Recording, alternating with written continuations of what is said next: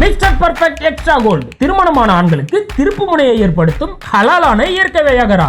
60,000க்கும் மேற்பட்ட திருப்திகரமான வாடிக்கையாளர்கள், 500க்கும் மேற்பட்ட வாடிக்கையாளர்களுக்கு குழந்தை வரமும் கிடைத்துள்ளது. வயதான பலகினமா, சுகர் பலகினமா, இனி கவலை வேண்டாம். உங்கள் இல்லறம் நல்லறமாக அமைய உடனே ஆர்டர் செய்யுங்கள். மேலும் விவரங்களுக்கு கீழுள்ள எண்ணை அணுகுங்கள்.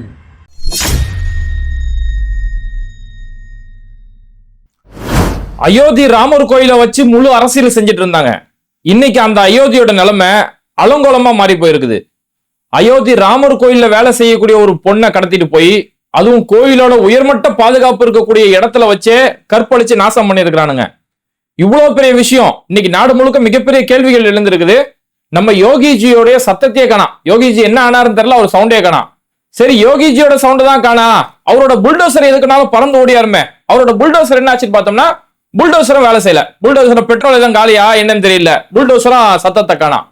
இப்ப பிரச்சனை என்னன்னு பார்த்தோம்னா, பாபர் மஸ்ஜிதை இடிச்சு கட்டப்பட்ட ராமர் கோவில், அந்த ராமர் கோவில்ல வேலை செய்யக்கூடிய ஒரு 20 வயசு பொண்ணு. இந்த பொண்ணு வந்து அவங்க குடும்ப வறுமையின் காரணமா காலேஜ் படிக்கக்கூடிய ஒரு பொண்ணு, BA 3rd year படிச்சுக்கிட்டு இருக்காங்க. குடும்ப வறுமையால படிச்சு முடிச்சுட்டு பார்ட் டைமா கோவில்ல வந்து துப்புரவு வேலை செய்யறாங்க. கூட்டி பெருக்கி சுத்தம் பண்ணக்கூடிய வேலைகள்ல இந்த பொண்ணு இருக்கிறாங்க. கிட்டத்தட்ட 4 வருஷத்துக்கு மேல இங்க வேலை செஞ்சுட்டு இருக்காங்க அந்த பகுதியில. அப்போ அங்க இருக்கக்கூடிய வன்ஷ் சௌத்ரி அப்படின்னு சொல்லக்கூடிய ஒரு நபர், அவன் என்ன பண்ணிருக்கான், இந்த பொண்ணு கிட்ட வந்து, வாமா உனக்கு சில இடங்கள்லாம் சுத்தி காட்டுறமா அப்படின்னு இருக்கான். இந்த பொண்ணு என்ன பண்ணிருக்கு, நம்ம டெய்லி கோயில்ல பாக்குறோமே, கோயில் திறப்புலா நடந்ததுல இருந்து டெய்லி ஒரு கோயில்ல பாத்துட்டு இருக்கிறோம். கோயில்ல பார்க்கும்போது நல்ல மனுஷன் தான், 4 வருஷமா ஒரு பழக்கம். அப்ப எல்லாமே தெரிஞ்ச ஒரு நபருங்கிறதால அவரை நம்பி இந்த பொண்ணுமே கூட போயிருக்கு. ஏன்னா குடும்ப வறுமையினால எந்த இடத்தையுமே சுத்தி பார்த்தது இல்ல. சரி, ஒரு நல்ல மனுஷன் கோயில்ல தினமும் பாக்குற ஒரு நல்ல மனுஷன் கூப்பிடறான்னு சொல்லி ஒரு நம்பிக்கையில அந்த பொண்ணு கூட போயிருக்குது. பார்த்தா அந்த பொண்ணை கூப்பிட்டு போய் அங்க ஒரு கெஸ்ட் ஹவுஸ்ல உள்ள கூட்டு போய் அடைச்சிட்டு இருக்கிறான். கெஸ்ட் ஹவுஸ்ல அடைச்சி, அதுக்கப்புறம் அவனோட நண்பர்கள் 2 பேரை வர வச்சு, இவங்க எல்லாருமே சேர்ந்து அந்த பெண்ணை கூட்டு பாலியல் வன்புணர்வு பண்ணியிருக்கானுங்க. அடிச்சு சித்திரவதை பண்ணி கற்பழிச்சு நாசம் பண்ணியிருக்கிறானுங்க. இதோட முடியல. அதுக்கப்புறம் அவனுங்க 2 பேர் போனதுக்கு அப்புறம் இன்னும் 3 ஃப்ரெண்ட்ஸை வர வச்சிருக்கான். அந்த 3 ஃப்ரெண்ட்ஸோட சேர்த்து இன்னமும் திரும்பவும் கற்பழிச்சு அந்த பொண்ணை போட்டு நாசம் படுத்தி இருக்கிறானுங்க. இதெல்லாம் நடந்தது ஆகஸ்ட் 16ஆம் தேதி, போன மாசம் நடந்த சம்பவம். இப்பதான் செய்தியை வெளியில வந்திருக்குது. இப்படி ஆகஸ்ட் 16ஆம் தேதி அந்த கெஸ்ட் ஹவுஸ்லயே வச்சு இப்படி அந்த பொண்ணை போட்டு நாசம் பண்ணிட்டானுங்க. நாசம் பண்ணி முடிச்சுட்டு ஆகஸ்ட் 18ஆம் தேதி அந்த பொண்ணை கெஸ்ட் ஹவுஸ்ல இருந்து வெளியில கூட்டு போயிட்டு, அங்க பக்கத்துல இருக்கக்கூடிய பன்வீர்பூர் அப்படின்னு சொல்லக்கூடிய இடத்துல ஒரு டேம் ஒன்று இருக்கு, ஒரு அணை ஒன்று இருக்குது. அந்த பகுதியில கொண்டு போய் இறக்கி விட்டுட்டு திரும்பவும் அங்க அந்த பொண்ணை கற்பழிச்சிருக்கானுங்க. திரும்பவும் அந்த இடத்துல ஒரு கூட்டு பாலியல் வன்புணர்வு பண்ணி முடிச்சுட்டு அதுக்கடுத்து அந்த பொண்ணை மிரட்டி இருக்கிறானுங்க. பாரு, இங்க நடந்ததை எங்கேயாவது வெளியில யார்ட்டையா சொன்னா உன் குடும்பத்தையே நாசம் பண்ணி விட்டுருவேன், குடும்பத்தையே கொன்றுவேன் அப்படின்னு சொல்லி குடும்பத்தை காட்டி ஒரு பயம் ஏற்படுத்தணும்னா இந்த பொண்ணால ஒண்ணுமே செய்ய முடியல. பயந்துகிட்டு அப்படியே அந்த பொண்ணு வீட்டுக்கு போயிருச்சு. அதுக்கடுத்து 18ஆம் தேதி போதா, அதுக்கடுத்து 25ஆம் தேதி தான் திரும்ப ராமர் கோயில் வேலைக்கு வருது. திரும்ப கூட்டி போயிருக்கிற வேலைக்கு வந்து, நம்ம வறுமை வெளியில சொன்னாலும் கொன்றுவன்றான். ஏற்கனவே இப்படிதான் பாஜக MLA-வை எதிர்த்து புகார் கொடுத்து அந்த குடும்பமே இன்னைக்கு இல்ல, லாரியை வச்சு நாசம் பண்ணிட்டானுங்க, போலீஸ் ஸ்டேஷன் கூட்டி போய் அடிச்சு சாவடிச்சிட்டாங்க. அப்போ இதெல்லாம் கண்ணு முன்னாடி பார்த்த இந்த பெண் இதை எங்கேயுமே வெளியில அவங்களால சொல்ல முடியல. அதுக்கப்புறம் 18ஆம் தேதி வீட்டுக்கு போயிட்டு 25ஆம் தேதி திரும்ப கோயில் வேலைக்காக வராங்க. அந்த நம்ம கூட்டி போயிருக்கிற வேலையை ஏதோ நம்ம வேலையை நம்ம செய்வோம் அப்படின்னு சொல்லி அந்த பொண்ணு திரும்ப வேலைக்கு வரும்போது திரும்பவும் அங்க வந்திருக்கிறான். திரும்பவும் அந்த பொண்ணை மிரட்டிட்டு, இந்த மாதிரி வா, திரும்ப என் கூட வா அப்படின்னு சொல்லி கூப்பிட்டு இருக்கிறான். கூப்பிட்டு போய், நீ வரலன்னா வீடியோவை காமிச்சிருவான், குடும்பத்தை ஏதாவது பண்ணிடுவா அப்படின்னு சொல்லி. ஏன்னா ஒரு பொண்ணு பயந்ததால அந்த பயந்த அவனுங்களுக்கான முதலீடு, அந்த பயத்தை பயன்படுத்தி திரும்ப கூட்டு போய் வலுக்கட்டாயமா கூட்டு போய் கார்ல கொண்டு போய் ஏத்தி இருக்கிறானுங்க. கார்ல கூட்டு போய் ஏத்தணும்னா அதுக்கடுத்து எவனோ 2 பேர் அந்த கார்ல கூடவே இருந்திருக்கானுங்க. கார்லயே அந்த பொண்ணை நாசப்படுத்த ஆரம்பிச்சிட்டானுங்க. அதுக்கப்புறம் ஆனா ஒரு கட்டத்துக்கு மேல இவனுங்க நம்மளை மிரட்டி இப்படி நாசம் பண்ண பாக்குறானுங்க சொல்லி ஒரு கடத்துக்கு மேல அந்த பொண்ணு தப்பிக்க பார்த்துருக்குது.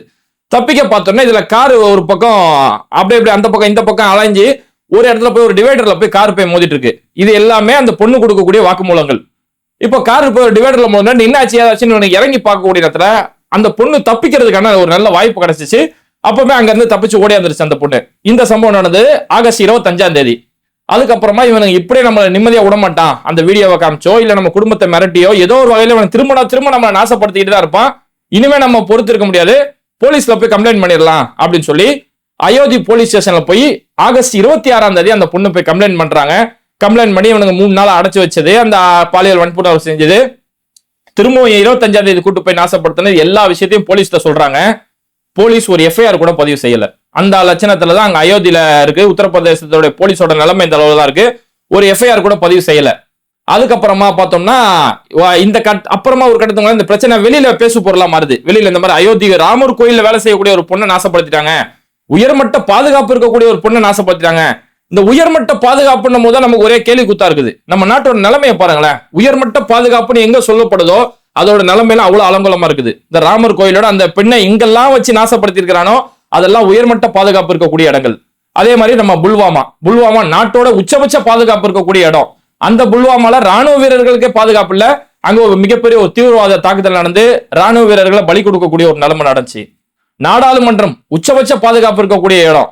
அந்த நாடாளுமன்றத்தை உள்ள வந்து கவர் புகையை தூக்கி போட்டு வீசக்கூடிய அளவுக்கு அவ்வளவு ஒரு இடம். அதாவது எங்களால நம்ம உயர் பாதுகாப்பு உச்சமட்ட பாதுகாப்புன்னு சொல்றோமோ அந்த பாதுகாப்போட நிலைமை நம்ம மோடிஜியோட ஆட்சியில இந்த அளவுல தான் வச்சிருக்கிறாரு. சரி, இப்ப இந்த பொண்ணு புகார் கொடுத்துட்டாங்க, இது வெளியில பேசு பொருளாவது. அதுக்கு அடுத்து போலீஸ் இப்போ ஆக்ஷன்ல இறங்கி செப்டம்பர் 2ஆம் தேதி தான் இந்த கேஸ் எஃப்ஐஆர் பதிவு செய்யறாங்க. அதாவது ஆகஸ்ட் 26ஆம் தேதி கம்ப்ளைண்ட் பண்றாங்க, செப்டம்பர் 2ஆம் தேதி ஒரு வாரம் கழிச்சு தான் எஃப்ஐஆரே பதிவு செய்யறாங்க. ஒரு பொண்ணு போய் அழுவுறா, என்ன இந்த அளவுக்கு நாசப்படுத்துறாங்க, நான் கோயில்ல வேலை செய்யறேன், இவ்வளோ அழுது கூட ஒரு பேசிக் கம்ப்ளைண்ட் ரிஜிஸ்டர் செய்யல, எஃப்ஐஆர் பதிவு செய்யல. இதை பதிவு செய்யறதுக்கே உங்களுக்கு ஒரு வாரம் தேவைப்படுது. ஒரு வாரம் கழிச்சு விசாரணை மேற்கொள்றாங்க. விசாரணை எல்லாம் மேற்கொண்டுட்டு இப்போ தான் கைது செஞ்சிருக்கிறாங்க. இப்ப கைது செஞ்சு ஒரு 8 பேர் அரெஸ்ட் பண்ணிருக்காங்க. ஆகஸ்ட் 16ஆம் தேதி நடந்ததுக்கு இப்ப செப்டம்பர் மாசம் 16ஆம் தேதி அரெஸ்ட் பண்ணக்கூடிய அளவுக்கு ஒரு மாசம் அளவுல தான் இந்த சம்பவம் நடந்திருக்கு. இப்போ ஒரு 8 பேர் அரெஸ்ட் பண்ணிருக்காங்க. இங்க ஒண்ணு நல்லா பாருங்களேன், இந்த அயோத்தி இந்த ராமர் கோயில் வச்சுதான் 20 வருஷம் பெரிய ஒரு அரசியல் பண்ணிட்டு இருந்தாங்க. அதை வச்சு மட்டுமே அரசியல் பண்ணிட்டு இப்ப ஆட்சி பொறுப்புக்கு வந்த பிறகு நடந்து முடிஞ்ச நாடாளுமன்ற தேர்தல இந்த அயோத்தி தொகுதியில தோல்வி அடைஞ்சதுக்கு பிறகு இன்னைக்கு அந்த அயோத்தின்ற ஒரு நகரமே பாராபட்சமா தூக்கி போட்டாங்க. அந்த அயோத்தின்ற நகரமே உங்களுக்கு கண்டுக்கிறது கூட கிடையாது. ஏன்னா தொடர்ந்து அயோத்தியில நடக்கக்கூடிய சம்பவங்களை பாருங்களேன்.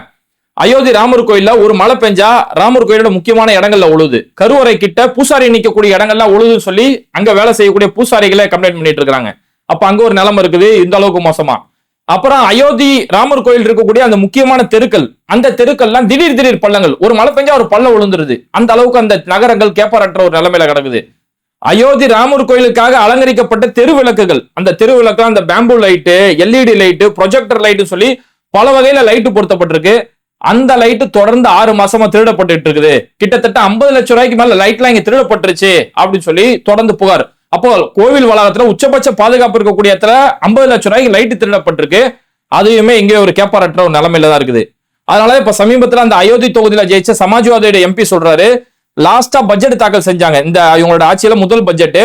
அந்த பட்ஜெட்ல கூட அயோத்திக்காகவோ இந்த ராமர் கோயிலுக்காகவோ இவங்க எதுவுமே செய்யல. இதை வச்சுதான் மிகப்பெரிய அரசியல் பண்ணிட்டு இருந்தாங்க.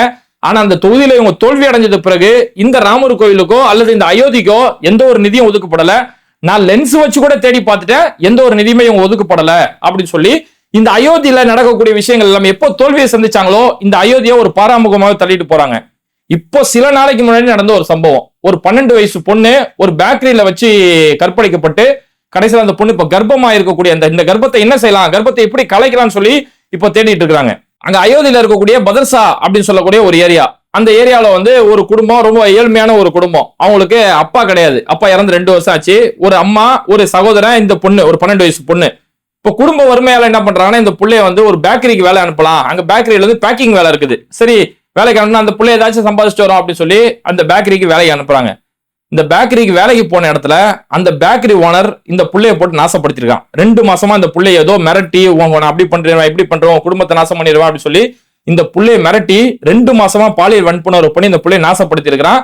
இதுல அந்த பேக்கரியில வேலை செய்யக்கூடிய ஒருத்தன் உடந்தை, அந்த ஓனருக்கு எல்லா வகையிலும் உடந்தை செய்யறது. ஓனர் என்னெல்லாம் செய்யறானா அதை இவனை வீடியோ எடுத்து வச்சுக்கிறது. இந்த வீடியோ இந்த புள்ளைகிட்ட டெய்லி காமிச்சு இந்த புள்ளைய யூஸ் பண்ணிட்டு அந்த புள்ளைய போட்டு நாசப்படுத்தி இருக்கிறானுங்க.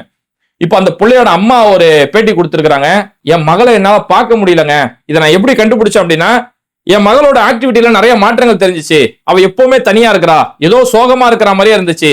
எப்பவுமே அவ 12 வயசு விளையாட்டு புள்ள, பல எல்லாரோட சேர்ந்து விளையாடுவா, வேலைக்கு போயிட்டு வந்து விளையாடுவா, இப்படி இருப்பா என் புள்ள. கடந்த சில நாட்கள் அவ யாரு கூடயும் விளையாடுறது இல்ல, ஒரு மாதிரி சோகமா தனிமையா உட்காந்துட்டு இருக்கா. சரி புள்ள ஏதோ ஒரு மாற்றம் இருக்கு, ஏதோ சோகமா இருக்குன்னு நான் நினைச்சிட்டு இருந்தேன். திடீர்னு பிள்ளைக்கு வயிற்று வலி ஏற்பட்டுச்சு. சரி நான் என்ன நினைச்சேன், ஏதோ அஜீரண கோளாறு இருக்கும், ஏதோ வயிற்று வலி இருக்கும், வயிற்றுல பூச்சி இருக்கும், அந்த மாதிரி ஏதோ நினைச்சு நான் கொஞ்சம் அசால்ட்டா சரி தொடர்ந்து புள்ள வயிற்று வலின்னு சொல்லுதுன்னு சொல்லி பக்கத்துல உள்ள ஹாஸ்பிட்டலுக்கு கூட்டு போய் என்னன்னு சொல்லி போய் காத்தா டாக்டர் சொல்றாங்க இந்த புள்ள 12 வாரம் கர்ப்பமா இருக்கு அப்படின்னு சொல்லி சொல்றாங்க. அந்த தாய் உறைஞ்சு போயிட்டாங்க. என்ன நடந்துச்சு ஏது நினைச்சு, 12 வயசு புள்ள கர்ப்பமா இருக்குன்னா என்ன செய்ய முடியும், அப்போ உறைஞ்சு போயிட்டாங்க. அதுக்கு அடுத்து போலீஸ்ல போய் கம்ப்ளைண்ட் கொடுத்து என்ன நினைச்சுன்னு சொல்லி விசாரிக்கும் போது அந்த பேக்கரி ஓனர் தான் அந்த பிள்ளையை நாசம் பண்ணியிருக்கிறான், இதுக்கு அந்த கூட உள்ள ஒருத்தன் உடந்தை அப்படின்ற இந்த விவரம் எல்லாமே தெரிய வந்திருக்குது. இந்த அளவுக்கு தொடர்ந்து அயோத்தியில இது மாதிரியான நிலைமைகள் நடக்குது. ஆனா இதுல என்ன ஒண்ணு நடந்துச்சுன்னா இப்படி ஒரு சம்பவம் நடந்து செய்தியான உடனே யோகிஜி உடனே டக்கு டக்கு டக்குன்னு ஆக்ஷன் எடுத்தாரு. அந்த பாதிக்கப்பட்ட அந்த குழந்தை இருக்குல்ல, அந்த பிள்ளையோட அம்மாவை கூப்பிட்டு யோகிஜி நேர்ல கூப்பிட்டு வச்சு பேசுறாரு. அதுக்கடுத்து இந்த பாதிக்கப்பட்ட பொண்ணுக்கு வந்து இங்க அயோத்தியில இருக்கக்கூடிய ஹாஸ்பிட்டல்ல ஃபெசிலிட்டி இல்ல. ஏன்னா அயோத்தியில எது உத்தரப்பிரதேசல இதான் நிலைமை, ஹாஸ்பிட்டல்ல நிலைமை இதுதான். அயோத்தியில வந்து இங்க ஃபெசிலிட்டி இல்ல, உடனே கிங் ஜார்ஜ் ஹாஸ்பிட்டல் கூட்டு போலாம், இல்ல லக்னோ ஹாஸ்பிட்டல் கூட்டு போலாம் அப்படின்னு சொல்லி ஒவ்வொரு ஹாஸ்பிட்டல் கூட்டு போறாங்க. அந்த ஹாஸ்பிட்டல் இந்த பிள்ளையை கவனிச்சுக்கிறதுக்கு தனி டாக்டர்ஸ், தனி ஸ்டாஃப் எல்லாமே நியமிக்கிறாங்க. இதுக்கு அடுத்து பார்த்தோம்னா அந்த பிள்ளை நாசப்படுத்துறாங்க அந்த கடைக்காரன், பேக்கரி கடைக்காரன். அந்த பேக்கரி கடைக்காரனை கடையை புல்டோசர் வச்சு இடிச்சு காலி பண்ணு சொல்லி கடையை உடனே ஸ்பாட்ல புல்டோசர் வச்சு இடிச்சு காலி பண்ணிட்டாங்க. அது காரணம் சொல்லும் போது இந்த கடை குளத்து மேல கட்டப்பட்டிருக்கு, ஒரு குளத்துக்கு மேல கட்டப்பட்டிருக்குன்றாங்க. இவ்வளவு நாள் குளத்துக்கு மேல கட்டினது தெரியலையா, அந்த அளவுக்கு அலட்சிய போக்கு. இப்போ இந்த பிரச்சனை வந்ததுக்கு அப்புறம் குளத்து மேல கட்டப்பட்டிருக்குன்னு பேக்கரி இடிச்சாங்க. என்ன நம்ம யோகிஜி இவ்வளவு ஆக்ஷன் இறங்குறாரு, உடனே ஆக்ஷன் எடுக்கிறாரு, இடிக்கிறாரு, அந்த பொண்ணுக்கு பாதுகாப்பு ஏற்பாடு பண்றாரு, ஹாஸ்பிட்டல் அட்மிட் பண்றாரு, அவங்க அம்மாவை கூப்பிட்டு பேசுறாரு, இவ்வளவு வேக வேகமா ஆக்ஷன் எடுக்கிறாரு. என்ன மேட்டர்னு பார்த்தோம்னா அந்த பேக்கரி கடைக்காரன் சமாஜ்வாதி கட்சியில ஒரு முக்கியமான பொறுப்புல இருக்கிறான். அப்போ சமாஜ்வாதி கட்சியில இருக்கிறான், சமாஜ்வாதி கட்சி இங்க சிக்கிருச்சு அப்படிங்கறதாலதான் இவர் எல்லாமே செஞ்சு கொடுக்குற மாதிரி எல்லாமே செஞ்சு, இதுல கூட ஒரு 12 வயசு பிள்ளைங்க பாதிக்கப்பட்டு நாசப்படுத்திருக்காங்க. இதுல கூட எங்க அரசியல் எப்படி நாங்க கொண்டு வருது அப்படின்னு சொல்லி இந்த அரசியல், அதுல எல்லாத்திலுமே ஒரு பாரபட்ச அரசியல் தானே. மணிப்பூர் நாசமாய் போய் கிடக்குது. இப்ப டெய்லி பார்த்தோம்னா மணிப்பூர்ல வரக்கூடிய செய்திகள், தீப்பந்தத்தோட பெண்கள் ரோட்ல இறங்கிட்டாங்க. அங்க நடக்கக்கூடிய அராஜகத்தை பார்த்துக்கிட்டு பெண்கள் நீதி கேட்டு தீப்பந்தத்தோட ரோட்ல இறங்கக்கூடிய அளவுக்கு, மாணவர்கள் ரோட்ல இறங்கக்கூடிய அளவுக்கு மணிப்பூர் நாசமாய் போயிட்டு இருக்குது. ஆனா அதை பத்தி எதுவுமே பேசுறது கிடையாது.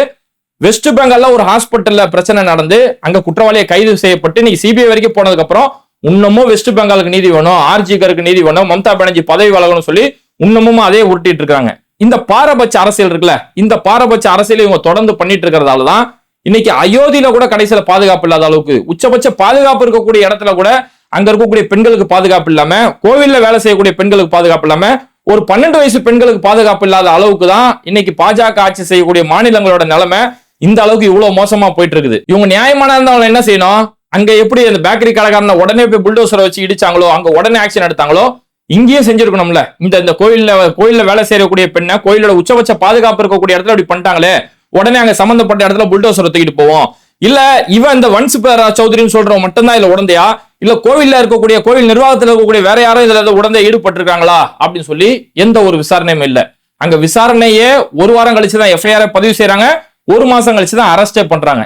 இந்த பாரபட்சம் தான். அப்ப மொத்தத்துல என்னன்னா, நீ எனக்கு ஓட்டு போட்டாதான் உனக்கு நான் எல்லாமே செய்வேன், ஓட்டு போடாத மணிகள். இப்ப தமிழ்நாடு நம்ம எடுத்தோங்க, ஒரு கல்வியோட விஷயம் வந்துட்டா புதிய கல்விக் கொள்கை நம்ம எடுத்துக்கிட்டாதான் நமக்கான கல்விக்கான நிதியை இங்க ஒதுக்கப்படும். இன்னும் மெட்ரோ 2வது ஃபேஸ் நம்ம ஆரம்பிச்சிட்டோம், இன்னும் நமக்கு மெட்ரோக்கு வர வேண்டிய முறையான நிதி கிடைக்கப்படல. ஆனா ஆந்திராவுக்கும் பீகாருக்கும் அள்ளி அள்ளி கொடுக்குறாங்க. காரணம் என்னன்னா, ஒண்ணு நீ எனக்கு ஓட்டு போடணும், இல்ல என் கூட்டணியில இருந்தோம், அப்படி இருந்தா நான் உனக்கு எல்லாமே தருவேன். எனக்கு நீ ஓட்டு போடல, என்ன நீ நிராகரிச்சனா உனக்கு எதுவுமே கிடையாது அப்படிங்கறதா இவங்களுடைய அரசியலோட ஒரு ஃபார்முலா. அந்த ஃபார்முலாவை இன்னைக்கு அயோத்தியிலுமே இம்ப்ளிமெண்ட் பண்றதுக்கு முன் வந்துட்டாங்க. இவங்களதான் நம்ம சங்கிகள் வந்து மலையா நம்பிக்கிட்டு இருக்காங்க. இவங்க தான் நம்ம இந்து மதத்துக்கு பாதுகாப்பு, இந்துக்களுக்கு இவங்க தான் பாதுகாப்புன்னு சொல்லி நம்ம சங்கிகள் அப்பாவித்தனமா நம்பிட்டு இருக்காங்க. அந்த அப்பாவி சங்கிகளுக்கு நம்ம சொல்லிக்கிறது என்ன தெரியுமா, டே பரமா படிங்கடா. இது மாதிரி வீடியோக்களை தொடர்ந்து பாக்குறதுக்கு மறக்காம பேட்டை டிவியை சப்ஸ்கிரைப் பண்ணிட்டு இந்த வீடியோக்களை உங்க நண்பர்களுக்கு அதிகமா ஷேர் செய்யுங்க. நீங்க செய்யக்கூடிய லைக்கும் கமெண்ட்டும் இந்த வீடியோ பல மக்களோட பார்வைக்கு போவோம். மறக்காம பேட்டை டிவியை சப்ஸ்கிரைப் பண்ணிட்டு அந்த பெல் பட்டனை தட்டிடுங்க. இணைந்திருப்போம்.